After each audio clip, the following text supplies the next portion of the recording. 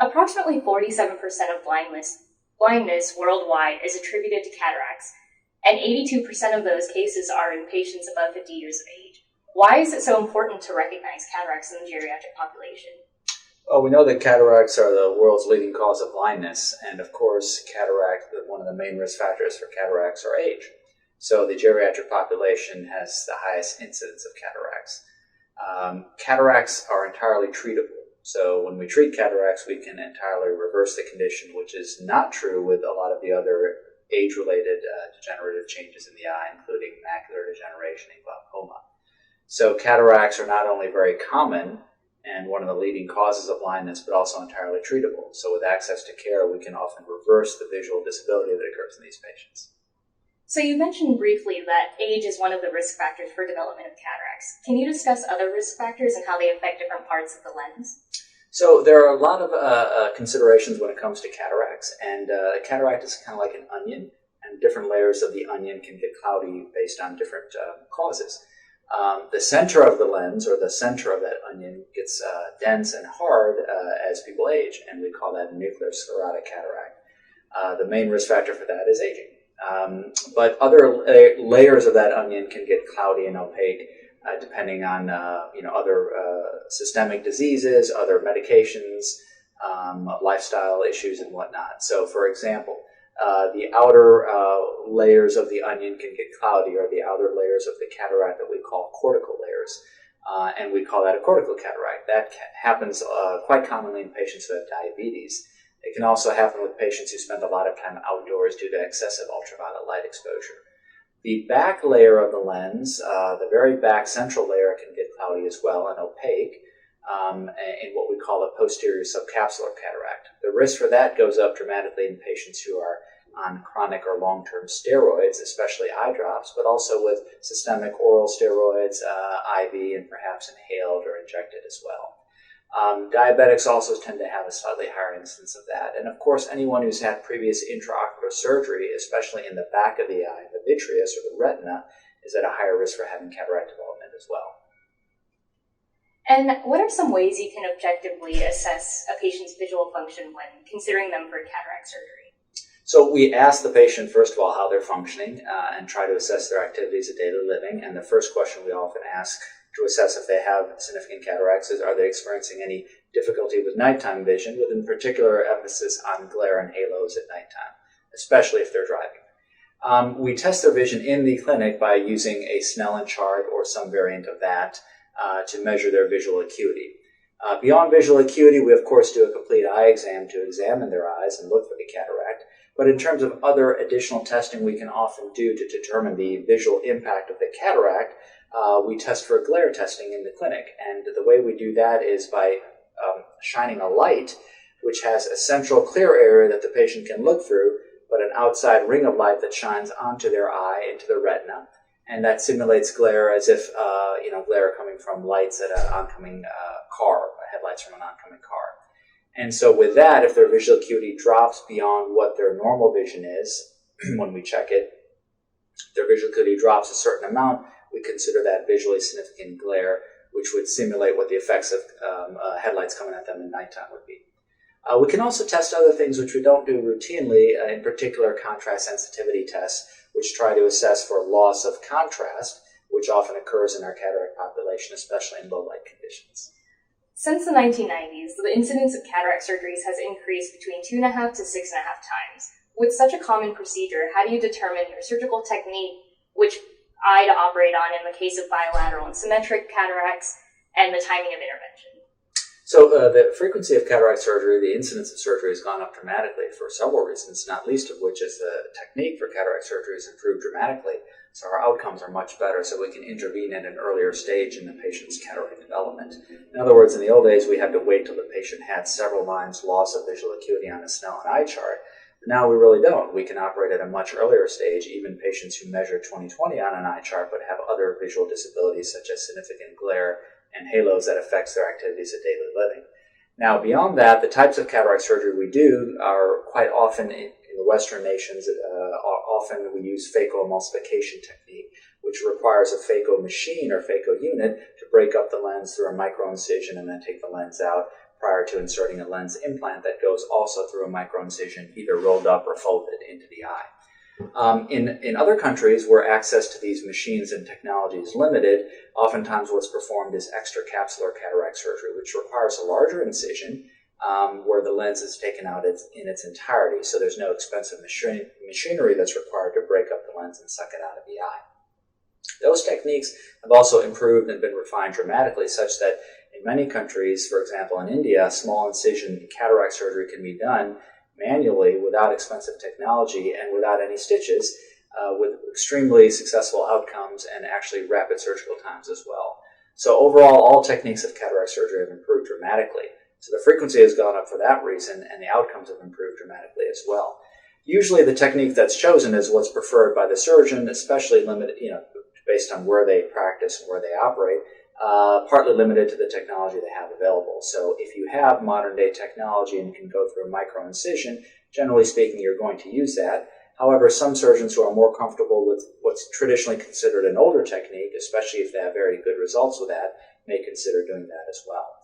The modern day surgeries, as I mentioned, are usually sutureless, so we don't require a suture or a stitch to close up the eye wound, which makes the postoperative recovery as well as the postoperative follow-up much easier. In other words, patients don't have to come back for a stitch removal from their eye.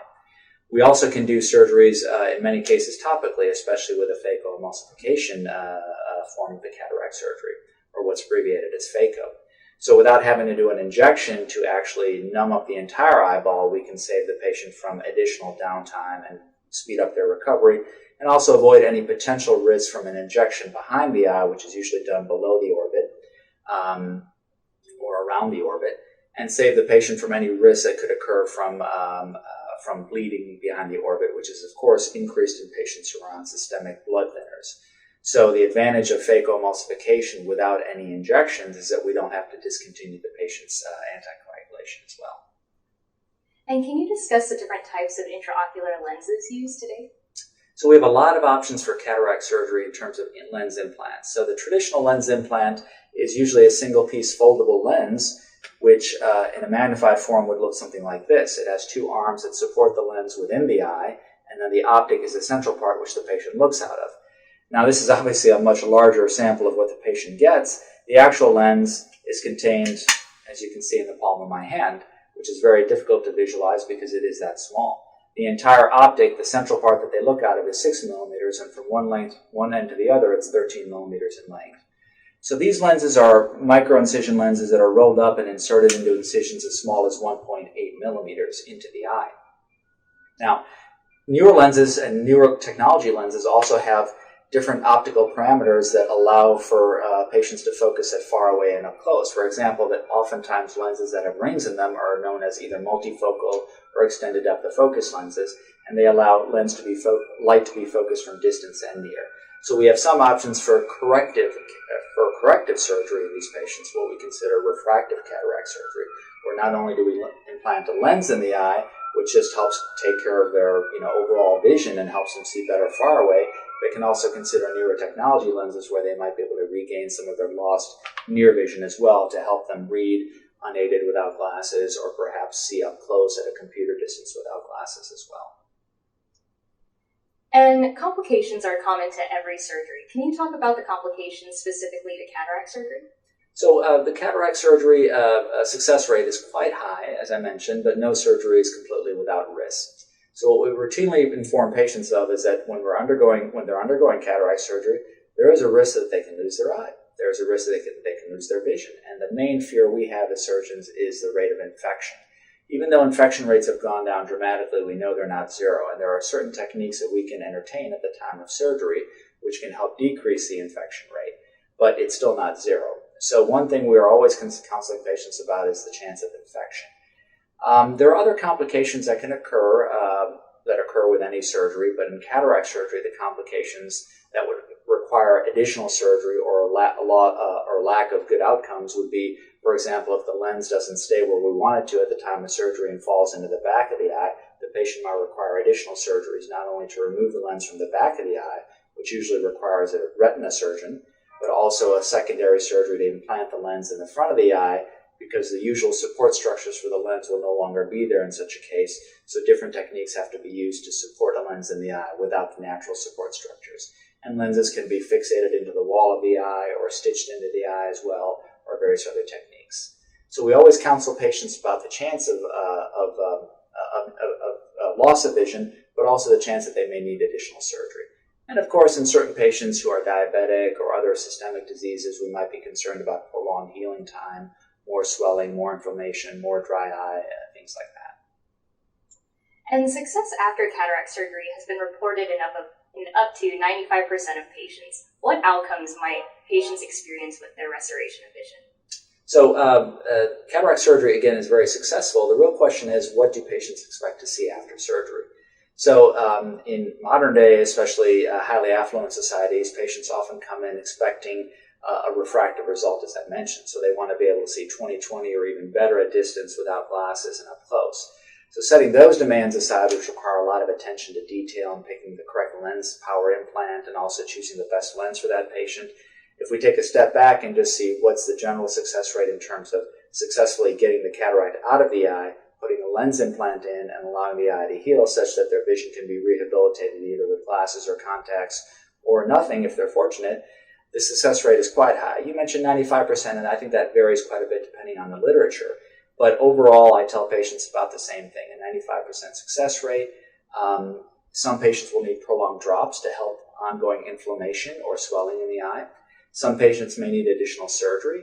And of course, there may be concurrent conditions which oftentimes come out at the time of cataract surgery, which may not be related to the surgery itself, but are kind of brought to the forefront after the patient has undergone surgery. One of the most common things is dry eye. Almost every patient experiences some dryness after cataract surgery. Several patients complain of dryness for months to even years afterwards. And it's not really the surgery that causes that problem, but it's just the natural aging of their eye and the fact that they had an eye operated on, which kind of brought the dryness out to the forefront. Similarly, other things that can occur in the back of the eye as well, progression of macular degeneration, epiretinal membranes, etc. So all that would be considered in the small percentage of perhaps unsuccessful outcomes. However, the actual cataract surgery in those cases was quite successful as well. And under what circumstances might you consider observation over surgical intervention? So if cataracts are visually significant, we always recommend operating. Now, the patient's decision is ultimately going to drive whether they proceed with surgery or not. So if the patient does not feel that they're bothered, then really we can't say that it's affecting their activities of daily living. If they're functioning and doing everything well, then we wouldn't necessarily proceed with cataract surgery. It is ultimately an elective procedure. In some cases, patients are not bothered per se. However, we can tell that their visual acuity has dropped dramatically such that perhaps they would not be safe driving a car, etc. In those cases, we often encourage patients to really rethink their decision perhaps not to proceed with surgery and consider the impact it's having on their quality of life, but also perhaps the impact it's having on their safety and the safety of those around them. Can you summarize some important take-home points for cataracts in the geriatric population? In this day and age, no one should be fearful of having cataract surgery. Patients often ask me, am I too old to have surgery? And the answer is absolutely not. In modern day cataract surgery, there's no patient who's too old to have surgery. If you're coming in for an eye exam and you have a cataract, you're not too old to have cataract surgery. The surgery is very successful, can be done without any discontinuation of any of their systemic medications. Outcomes are dramatically better than they used to be 5 years ago. And patients' quality of life by many studies has shown to improve dramatically. We also know that improving vision can help their functionality overall. Even patients who have dementia, a lot of times family members will say, is it really worth doing surgery? And more often than not, the patients and their family members report improved functioning even in those patients after their cataracts are taken out, just in terms of their ability to do things and show more interest in activities, or perhaps even pick up or resume reading, whereas they might have given that up before, considering that their vision was having more of an impact on their overall functioning than anyone realized. Thank you so much, Dr. Pandit. We appreciate your time and expertise. Thank you, Ken.